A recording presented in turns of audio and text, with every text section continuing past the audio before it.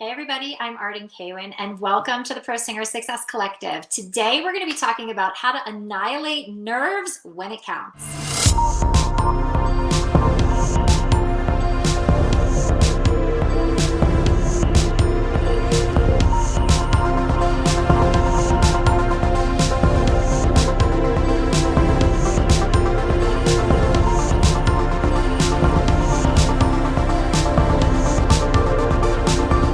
Today we're talking about nerves.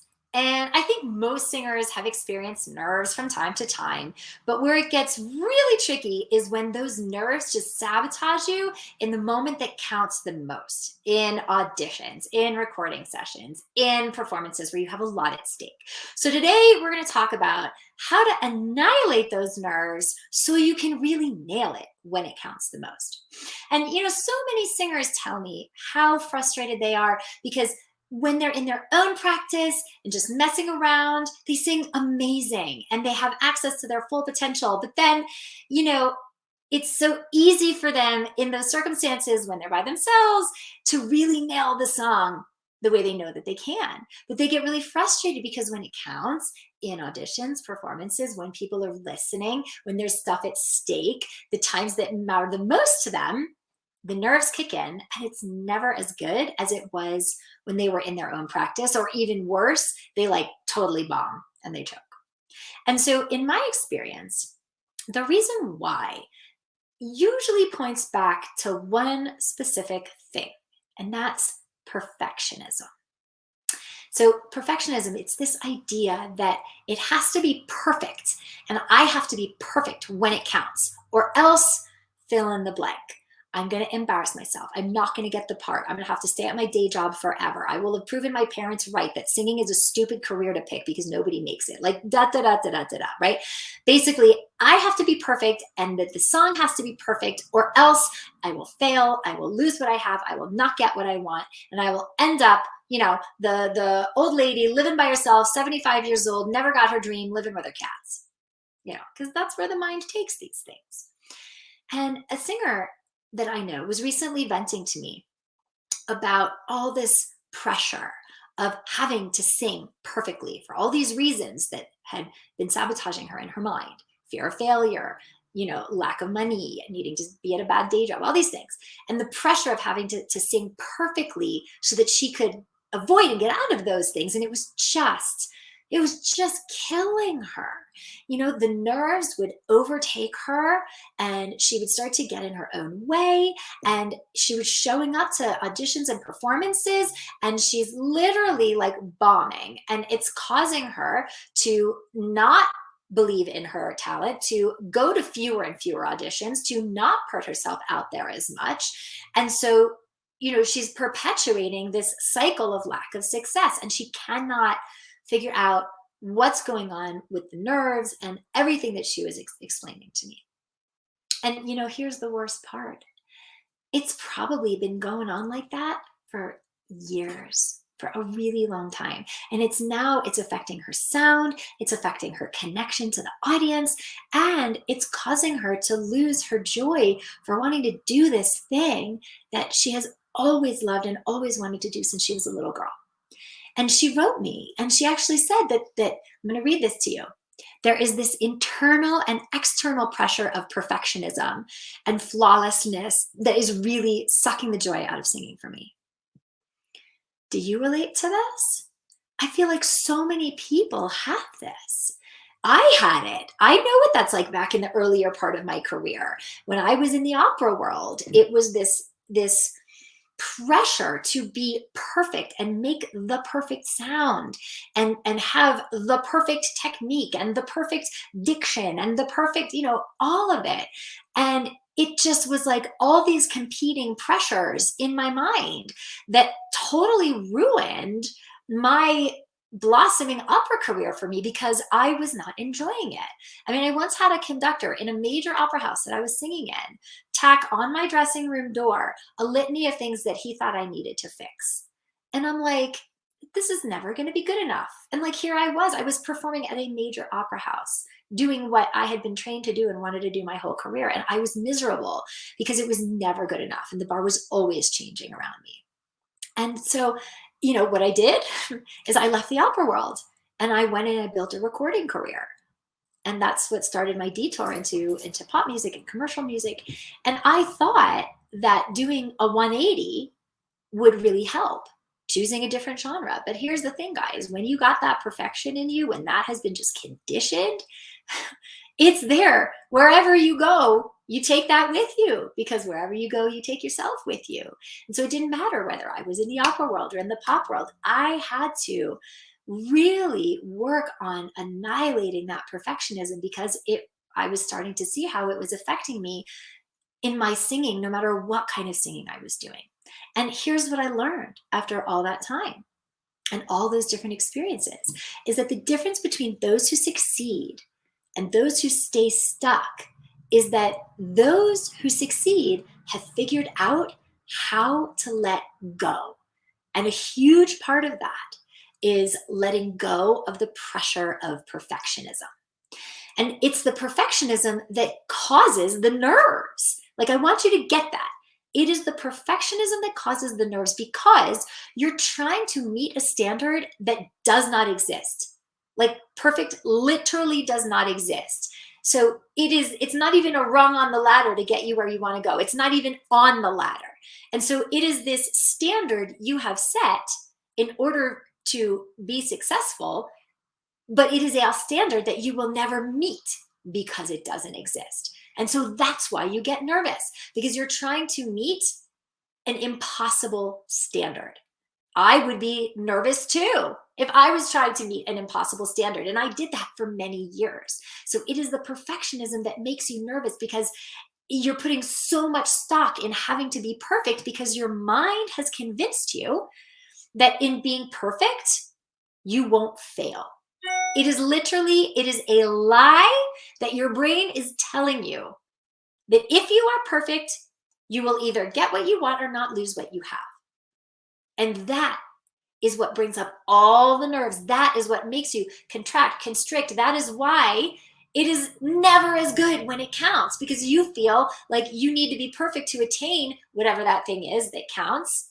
And then you end up sabotaging in your body, because your body is only ever reacting to your mind. So body contracts, energy contracts, you don't sing as well, you don't make the connection with the audience, and you don't get the gig. And so that perfectionism is there when it counts, because of that lie that you have to be perfect in order to succeed. And that's just not there most of the time when you're on your own. That pressure to be perfect isn't there when you're just practicing on your own, which is why you get the high notes, which is why it goes so much better. And so, this idea that, going back to, your body can't do what your brain is sabotaging. When your brain is attached to perfectionism, what happens in the body is a reaction so that you don't fail. The body is now in make, force, do, control, manipulate, because it feels like we're not enough as we are. We got to be here. We got to be perfect. We got to meet this standard that doesn't exist. And when we're trying to do something and control what is fundamentally out of our control, which is meeting a standard that doesn't even exist, now we're trying too hard. We're manipulating, we're forcing, and all of these things show up in your body and sabotage you from the technique that you otherwise know, and sabotage your energy from connecting and making that impact on the audience that it otherwise would. And so it doesn't sound good, and it feels even worse. And it's not fun. That's when you're losing the joy. Okay? So without that connection, you don't make an impact on your audience, and it's really hard to build a sustainable career if you don't have joy, because then you're not going to want to keep doing it. And if you're not connecting to and impacting those who are listening. And so once you learn how to let go and trust your technique, trust your body, trust that is what is special about you that nobody else can bring, trust in your uniqueness, right? When you've done that and you believe in that, now you're not going to be nervous. That's how we annihilate the nerves, by creating trust in your instrument and your ability to be able to be the only one on that stage who is in full ownership of everything that they have.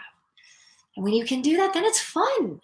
then the joy returns and you want to go on those auditions. You want to put yourself out there for things. And if you're not auditioning, if you're not recording, if you're not performing, if you're not putting yourself out there for those things, you do not have a singing career, and you will not have a singing career, because nothing can grow from nothing. And so when you're able to let go and trust, the joy returns, the voice hooks in with ease, the audience connects when you have that embodiment and that joy, and then success starts to follow. And here's the thing, you guys. You already know how to let go. You do. Remember way back when you were a little kid and you would just like sing with abandon and it would feel amazing? Like, I remember being a little kid and I would use my hairbrush and I'd be in my, pajamas or my underoos, like bouncing on the bed, singing along, right? You know what letting go feels like. I have a daughter, and in first grade, they did the first grade talent show. And the kids like were up there and they just did not care. It was not perfect by any means. Like, none of the performances were perfect. These are like 6-year-olds. And they literally did not care. There was so much joy. You know why? Because they weren't telling them stories about needing to be perfect or else they would fail. So they were able to get up there, have a great time, and then the audience enjoyed it because they were enjoying it, but what's happened? You all remember being that way when you were younger. What happened between then and now? I'll tell you what's happened. The only difference between then and now is that now there is an outcome that you want, right? There is an end game. There is an outcome. You're not just singing anymore in your bedroom. You want to be a professional. You want to get paid. You don't want to have to be at your crappy day job anymore. You want to be able to prove, yourself and your talent, right, that you can do this. You don't want to have to live your life watching somebody else up there live your dream while you're stuck on the bench. Okay, so there is an outcome that you want now. And when your self-worth is attached to the outcome, so you can't fail, because if you fail, then you're worthless, you see? If your self-worth is attached to the outcome, now you need to be even more perfect, because if you fail, then you're worthless. And so the ego mind thinks that the best way to prevent failure is by being perfect. And so now you've associated perfection as necessary to achieve this outcome. And the problem is that we have lost our attachment to ourselves and the present moment that we're in, because we're totally focused on the future and the fear of failing at that future.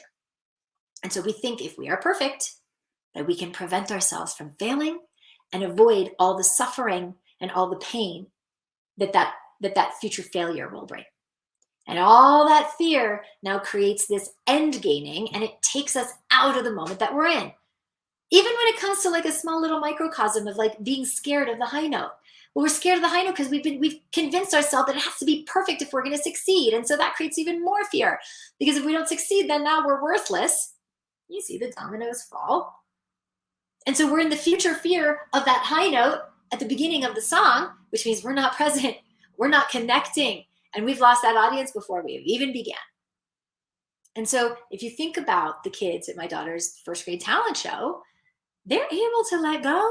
They're able to perform and to access all that joy and potential because they're not future tripping yet. They're in the present moment, as most kids usually are. And that's where the joy lives. Joy is the opposite of nerves and anxiety. They're not in nerves and anxiety because they're not future tripping attached to an outcome like you are when you get up and perform. And so the thing with the elementary school talent show kids is that it's so much joy because they're in the moment. And kids are always in the present moment. But as we grow up, we get farther and farther away from that because we're too busy shaming ourselves about the past or freaking out about what hasn't happened that we want yet in the future. We're just not in the moment with ourselves, with our instrument, with our energy, with our gifts, and with our ability to connect.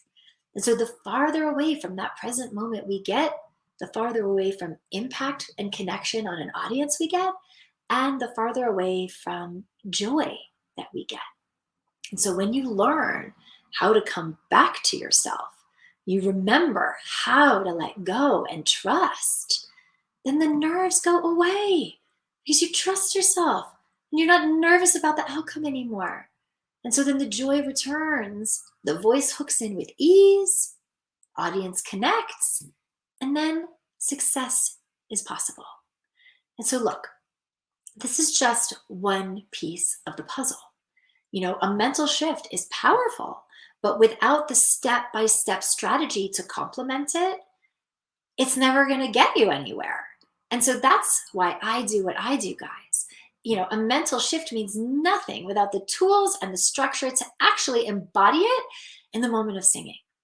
And so that's why all of this is about linking mind and body, awareness with technique in the moment of singing, so that you learn how to stay present and let go and not be sidelined by all the anxiety and nerves, and be in that joy instead in every audition, in every performance. Be in that trust instead.